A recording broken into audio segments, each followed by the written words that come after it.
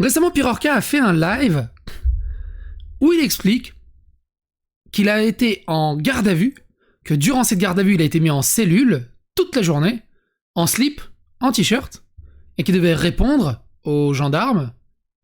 C'était filmé, parce qu'il est accusé non seulement de toutes les affaires que Maxella a soulevées et que Internet a soulevées, mais il était aussi accusé de... Je peux pas le dire parce que le bot de YouTube, il me regarde là dans les yeux, là je le vois là. Et il dit ça entre la poire et le chocolat. C'est assez lunaire. Il explique aussi qu'il a léchouillé des hâtes dès l'âge de 6 ans.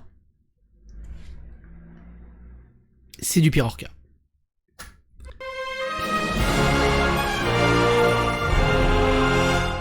Si vous avez rien suivi à l'affaire Pirorca ou à l'univers de Pirorca, je vous invite à aller dans la playlist que vous trouverez dans la description des dernières vidéos qu'on a faites sur Pirorca. Autre chose, pour ceux qui ont suivi, on avait décortiqué cette vidéo, ce live de Pirorca en live directement sur Twitch. J'ai recommencé à faire quelques lives Twitch. Je vous invite à aller regarder la rediff si ça vous intéresse, c'est fait 2h23. Ou si ça vous intéresse pas, à vous abonner, à follow, et à partager autour de vous. On essaiera de faire plus souvent des lives, ça peut être vraiment chill, ça peut être assez intéressant. Avant d'attaquer la vidéo de Pirorca, je suis assez heureux de voir que vous étiez presque 700 personnes pour un premier live, c'est beau gosse. On est d'accord que Pirorca est un grand attracteur, mais je m'attendais pas à ce qu'il y ait autant de monde. Quoi qu'il en soit, grand merci à vous, et n'hésitez pas, vous êtes les bienvenus pour les prochains lives. Pirorca a fait un live le 4 août. Il a fait un live le 4 août de 2h30 et il y a une bonne grosse demi-heure où il parle justement de la garde à vue. Et il part direct à 32h30. Voilà. En tout cas, je peux vous dire que j'ai passé une journée entière dans une cellule en chaussettes, culottes, t-shirt, du coup. Parce que du coup, en garde à vue, en fait, la couverture qu'il y avait dans la cellule, c'était évident qu'il y avait le cancer et le typhus dedans, en fait. C'est évident. Donc je leur ai dit aux gendarmes, je leur ai dit, non mais moi je touche pas ça. Hein. Là, je vais pas toucher cette couverture. Hein. Vraiment, ça va pas être possible. Hein. Du coup, j'ai dû retirer le jean pour m'en servir comme coussin. Pour pouvoir poser ma tête, n'est-ce pas Et sauf que je l'ai jamais remis en fait le jean. Du coup, genre j'ai passé la moitié, plus de la moitié de la garde à vue en fait en culotte chaussettes du coup. Mais les gendarmes ils peuvent pas t'obliger à remettre ton jean. C'est bizarre. Et là, de but en blanc, on savait tout ce qui s'est passé. Alors, évidemment, dans la playlist de Pirorca, on parle également des vidéos de Maxella, c'est lui qui a le taulier qui a vraiment géré l'affaire de ouf, avec ses 2 vidéos sur le sujet, 3 vidéos je crois. Et il a parlé du fameux répertoire gamine, il a parlé du fameux 3e écran, il a parlé de plusieurs choses, et il a pas parlé d'accusation de viol. Et là, c'est Pirorca lui-même qui en parle.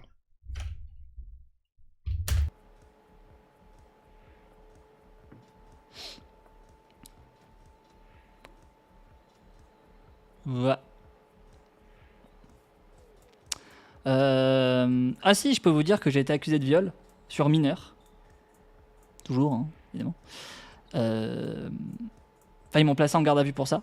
Parce qu'il y a des gens, en fait, qui m'ont littéralement accusé de viol, en fait, du coup. Et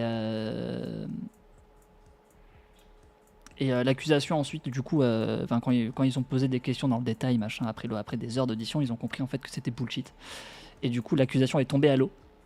C'est pour ça que j'ai été libéré, parce que normalement c'est 24 heures de garde à vue, mais j'ai été libéré plus tôt, en fait, du coup. Et ils m'ont dit que j'avais la possibilité de porter plainte pour diffamation contre les personnes qui avaient porté plainte pour viol. Parce que du coup, elles disent n'importe quoi. Parce que du coup, d'un point de vue de la justice, t'as pas le droit, en fait, de dire il m'a violé quand c'est pas vrai. Hein. Il y a beaucoup de gens qui font ça, mais normalement, t'as pas le droit, faut pas faire ça. Voilà. T'imagines le nombre de personnes qui devraient être en justice sur Twitter, sur ce qui est pas bien, hein, quand ils t'accusent de viol, d'harcèlement, de nazi, de transphobe, le truc habituel, quoi. C'est ouf. Et Pirorca a fini en garde à vue. Pour les autres affaires, mais du coup, avec ça en plus. À 35 il explique qu'il décide de pas porter plainte contre ses accusateurs.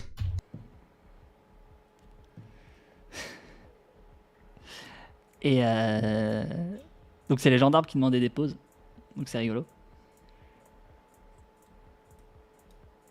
J'ai quand même l'impression que l'accusation du vol, c'est le truc par défaut que t'as envie de faire chier quelqu'un au niveau juridique. Oui, si t'es une fille et que tu veux faire chier un garçon, ouais, c'est le truc, c'est ton arme principale, ouais. Ils étaient sympas les gendarmes au moins. Ils étaient super sympas. Les gendarmes, c'est la deuxième fois que je suis placé en garde à vue par une gendarmerie différente. Parce que là, du coup, la gendarmerie, elle était loin de chez moi en plus. Hein. Les 2 fois, c'était des gendarmes différents à chaque fois. Et ils ont été à chaque fois super sympas. Et genre, ça me tue à quel point il me suffit de 5 minutes de conversation avec une personne qui a un cerveau fonctionnel pour que la personne m'apprécie instantanément et rigole avec moi. Parce que le gendarme qui m'a accusé, du coup, qui m'a fait l'audition, en fait, du coup, la première chose qu'il a dit quand il m'a fait m'asseoir, en fait, c'est bon, maintenant vous êtes placé en garde à vue. Vous êtes accusé, du coup, de détournement de mineurs, de viol sur mineurs et de viol machin. Il y a eu plusieurs viols, apparemment. Il était super énervé, tu vois, il était en mode genre, ouais, ce que t'as fait, c'est grave et tout. Et moi, j'ai rigolé, en fait. J'ai dit, encore, oh là là, décidément, hein, tous ces viols à la chaîne. Hein. Je parlais comme ça. Et, et le deuxième gendarme, il a dit, je vois que vous prenez ça à la légère. Et je lui ai dit, bah oui, c'est bidon, c'est faux. Je vais pas me mettre à chialer ou à regretter quelque chose que j'ai pas fait. Et ensuite, du coup, ils m'ont demandé de raconter ma vie au sens propre. Ils m'ont demandé comment s'est passée mon enfance. Donc, je leur ai expliqué que je léchais des chattes et tout, tu vois, quand j'avais 6-7 ans. Parce que là, du coup, c'était vrai. Donc, j'ai raconté plein de trucs trop marrants. Et ils rigolaient, en fait. Ils rigolaient parce que, genre, ma vie est tellement... Ah, c'est très la rigolade. J'étais what the fuck? What the fuck? Il se retrouve en gendarmerie, en garde à vue, en slip. La première chose qu'il pense à raconter quand on lui demande de raconter son enfance, c'est ça?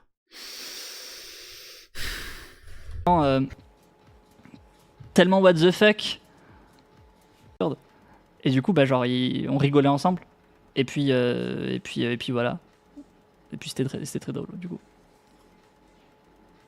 Mais le problème, c'est que je n'avais pas dormi parce que j'étais décalé, en fait, mes horaires étaient décalés. Donc je me couchais vers 4-5 heures. Et le problème, c'est que j'avais rendez-vous à 8 heures, mais j'avais genre plus d'1 heure de trajet, en fait, pour y aller. Donc du coup, à 5-6 heures, je me suis dit, si je dors, il est pas du tout assez large. Donc tu peux pas du tout dormir en garde à vue, hein. C'est impossible. Complètement impossible. Par contre, il y avait une super réverb. Il y avait énormément d'écho. Du coup, je faisais du beatbox et tout. Et puis comme c'est pas insonorisé, toute la gendarmerie m'entendait. Donc voilà. Après être accusé de viol, parce que du coup, donc ça durait... ils faisaient des sessions de 2-3 heures.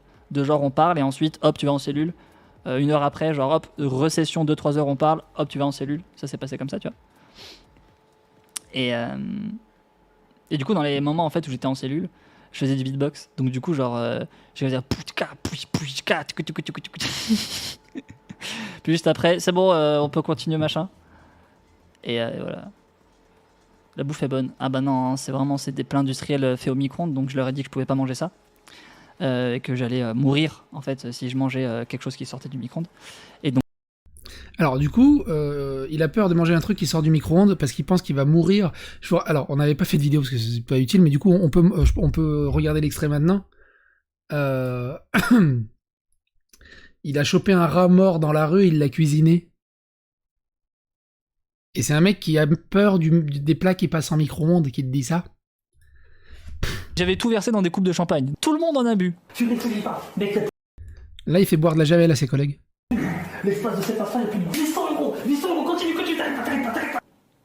Il s'est rien passé. Et moi, quand je mange un truc bio, j'ai mal au ventre.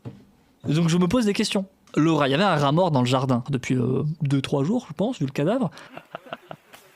Moi, première idée, je me suis dit, vas-y, on va le brûler, on va le manger. Et ma copine, elle était en mode genre, non, et tout, ça va puer et tout, faut pas la mettre dans la cheminée. Je fais, on le met dans la cheminée.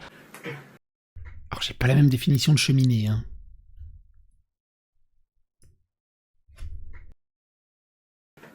À point. Waouh. Du Troisième Reich ? Oui. Et genre, ça sentait la viande hachée, ça sentait trop bon. On a bouffé le rat, tu vois. Toute ta vie, on te dit que c'est dangereux, en fait, y a rien de dangereux. C'est un truc de fou furieux. Il est hallucinant. Et ça, c'est des tout petits extraits. Comme je vous le dis très souvent, allez regarder l'intégrale de la vidéo. C'est blindé de petits trucs qu'on ne peut pas regarder, que je peux pas vous montrer parce que sinon la vidéo serait imbuvablement trop longue. Et c'est pas forcément pertinent dans le sujet principal qui est la garde à vue. Mais c'est de la folie. On en était où ? 40-20, il explique que donc l'audition était filmée et il demandait s'il pouvait récupérer la vidéo pour la mettre publiquement. Donc j'étais comme ça. Et c'était filmé du coup, parce que comme en garde à vue, quand t'es accusé d'un truc, d'un crime, pas genre d'un petit truc délit, tu vois, quand c'est un crime, c'est obligatoirement filmé. Et donc du coup, tout a été filmé. Donc du coup, j'étais vraiment genre devant les gendarmes, filmé en culotte, chaussettes, t-shirt, hein, vraiment. Et je leur ai demandé si on pouvait rendre public la vidéo. Et ils m'ont dit non. J'ai pensé à vous, hein. Vraiment, hein, je me suis dit, putain, je peux avoir une copie de ce qui a été filmé et tout, genre, on n'a pas le droit. Voilà. Sinon, j'aurais mis toute la garde à vue sur ma chaîne YouTube, mais on n'a pas le droit en France. Aux États-Unis, t'as le droit, mais pas en France. Voilà. Ils m'ont dit, non, c'est interdit, c'est de la protection pour la protection de vie privée. Je lui ai dit, mais d'accord, mais ça, c'est ma vie privée à moi. Moi, je décide de pas qu'elle soit privée. Donc, j'ai le droit d'avoir ma vie privée, non, ou de décider qu'elle soit publique. Bah, même pas. On n'a vraiment pas le droit. Sa vie privée, elle est quand même quantique. Hein. 47-20. 47-20, il part dans un autre débat, mais qui est assez intéressant. En fait, il fait la comparaison entre les gendarmes et les flics. Il explique que les flics, c'est des fragiles, et que les gendarmes, c'est des vrais bonhommes. Bah, ça se voit, hein, parce que genre, c'est des mecs qui, genre, de l'intérieur, ça se voit vraiment que c'est des fragiles. Hein. Mais moi, ça me saute aux yeux. Genre, vraiment, ça saute aux yeux. Là où les gendarmes, à chaque fois, ça a toujours été des mecs très droits, des hommes normaux, en fait. Enfin, limite. Bah, du coup, non, pas normal, parce que ça existe de moins en moins, les gens comme ça. Mais genre, c'est des gens respectueux, éduqués, tranquilles, quoi, y a aucun problème. Les flics, à chaque fois, genre, enfin, je dis pas à chaque fois, mais genre, la seule fois où j'ai eu contact avec eux, c'était genre, limite des gens qui étaient plus jeunes que moi, ou qui avaient à peu près mon âge, qui sont plus fragiles que moi, et qui font les malins. Non mais évidemment en fait que genre avec des Arabes ou des Noirs ça crée des conflits H24. Ensuite, j'avais noté ça, mais c'est pas spécialement pertinent. Il explique qu'il aime bien rentrer dans des fights et tout directement. Lui, il va pas au bluff comme des gens et tout ça. C'est pas spécialement pertinent. À 50-40, il y a une histoire qui remonte une histoire qui était totalement sortie de ma tête et qui me rappelle que j'ai jamais fait de vidéo. Ultra viril et musclé, mais je sais pertinemment que dans le fond, s'il y a une embrouille, ils suivront pas jusqu'au physique, tu vois. Et c'est là où il y a ce décalage. Et ce qui est incroyable, ce qui est genre mais hallucinant, et c'est un truc que j'ai reproché à Papacito au téléphone, quand je lui parlais au téléphone, à l'époque où je lui parlais au téléphone. Et ça, c'est pas du mytho, ça c'est vrai. Et ce fait divers, j'allais dire, cette capsule était totalement sortie de mon esprit. Et le fait qu'il en ait parlé, je m'en souviens, et j'ai sauvegardé cette capsule où il explique comment Papacito l'a cancel et a annulé le feat qu'il devait faire avec Pirorca. Ça pourrait donner l'occasion d'une autre vidéo si ça s'avère pertinent. Faut que je regarde la capsule, elle dure à peu près 6 minutes. Mais ça pourrait donner peut-être une autre vidéo. Il parle aussi également à un moment, très rapidement, de son Kickstarter. Il est en train de faire un Kickstarter qui a récolté plus de 4000 €, qui a extrêmement bien marché. Je crois qu'il est à 200 ou 300% maintenant. Mais ça, c'est encore une autre histoire. 1,35, il explique. Le seul point problématique, donc entre les accusations et tout ça, c'est du bullshit. Le seul point problématique pour les gendarmes, c'est le cas du 3e écran. Extrêmement vite, sur une raison très simple. En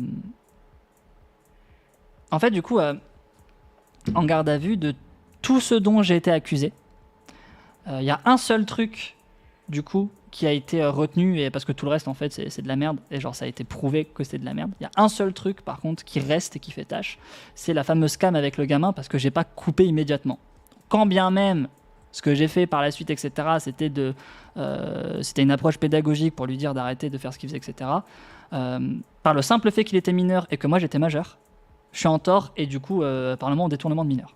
alors que c'était pas du tout mon intention quoi que ce soit. Donc c'est le seul truc en fait qui reste. Et du coup les gendarmes m'ont dit que là, la seule chose qui se passe, c'est que du coup la procureure, donc la personne qui s'occupe de mon dossier, réfléchit à si est-ce que on considère que c'est condamnable, enfin qu'il faut me condamner pour ça, et du coup condamnation.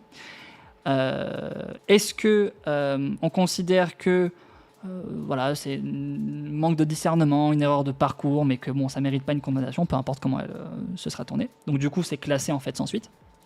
Ou est-ce qu'il faut davantage creuser sur d'autres trucs? Mais enfin, je pense pas parce que là, ils ont vraiment tout fait. Donc du coup, moi, j'attends ça. C'est le seul truc en fait qui manque, sachant que si c'est classé du coup sans suite, les gendarmes m'ont dit que je pouvais aisément, mais vraiment aisément, porter plainte pour diffamation. C'est toutes les personnes qui ont contribué de près ou de loin à mon harcèlement sont dans une merde titanesque. Donc j'attends juste la décision de la procureure. Voilà. Si du coup la justice dit classé sans suite, non coupable de quoi que ce soit,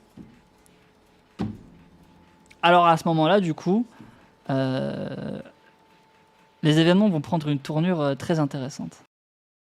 Et là, ce qui est assez intéressant, c'est que je crois qu'il sait pas ce que ça veut dire diffamation. Souvenez-vous, un peu plus loin, un peu plus haut dans la capsule, il expliquait que il y avait des personnes qui l'ont accusé de viol et que c'était faux, et que les gendarmes lui ont dit qu'il peut les poursuivre pour diffamation. Et que ça l'intéresse pas, il veut pas les poursuivre en diffamation, alors que là, clairement, c'est la diffamation. La diffamation, c'est tout simplement, tu dis quelque chose qui n'existe pas, ou qui est faux, ou qui est foncièrement faux, juste dans le but de nuire. Et là, il veut poursuivre en plainte des personnes pour l'affaire du troisième écran, qui est documentée, qu'il a validée, où il y a toutes les preuves. En gros, c'est pas de la diffamation, c'est simplement l'expression de la vérité. Donc en fait, non, ça marche pas comme ça.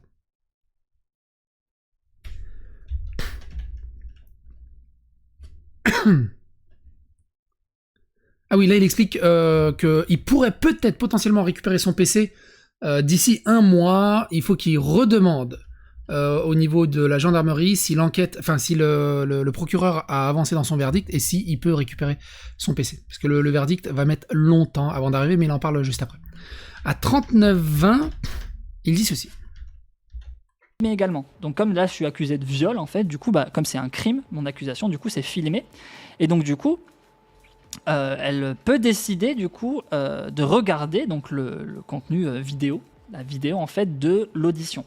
Okay, et moi c'est un truc auquel j'avais insisté auprès du gendarme, c'est qu'elle regarde en fait la vidéo parce que mon intonation est difficilement retranscriptible à l'écrit, tu vois. Donc j'expliquais au gendarme que quand bien même il faisait au mot près, moi ça me dessert pour le coup en fait d'avoir une compréhension de ce que j'explique à l'écrit et sans prendre en compte mes expressions, ma gestuelle et ma façon de parler en fait et vraiment ma voix également derrière.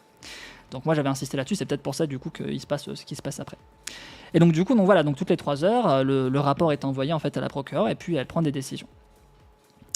J'avais donc 1 an avant de recevoir un verdict du coup de sa part. Normalement, je dois le recevoir par coup de fil, par courrier, peu importe le rendu, que ce soit du coup une fouille plus en profondeur de certains sujets, que ce soit une autre garde à vue, que ce soit une classée sans suite, une condamnation, peu importe, je dois être prévenu dans un seuil de 1 an. Donc c'est la justice, c'est super long. Et le gendarme m'a dit, si au bout d'1 an, je n'ai toujours rien, c'est à moi d'aller faire la démarche de demander qu'est-ce qui se passe. Voilà. Sachant que le gendarme m'a dit, comme mon matériel est important dans ma profession, vu que mon ordinateur, il y a quand même des compositions dedans, il y a mon concerto, il y a des œuvres en fait que je ne peux pas continuer en fait, littéralement. Dans 1 mois à peu près, je peux être en mesure de redemander à la procureure en personne le retour de mon matériel dans le cadre de mon activité professionnelle. Et du coup, bon, elle peut refuser bien sûr, mais du coup, voilà, c'est possible que je puisse récupérer mon matériel, même si l'affaire n'est pas entièrement résolue. Le gendarme m'avait fait part de ceci. Et du coup, ça peut prendre encore 1 an avant la décision. C'est ouf comment la justice est extrêmement lente. Quoi qu'il en soit, qu'est-ce que vous en pensez? N'hésitez pas à donner votre avis, votre opinion dans les commentaires, n'hésitez pas à faire que c'était l'algorithme de YouTube, n'hésitez pas à vous abonner, liker, clocher, et à bientôt pour d'autres aventures.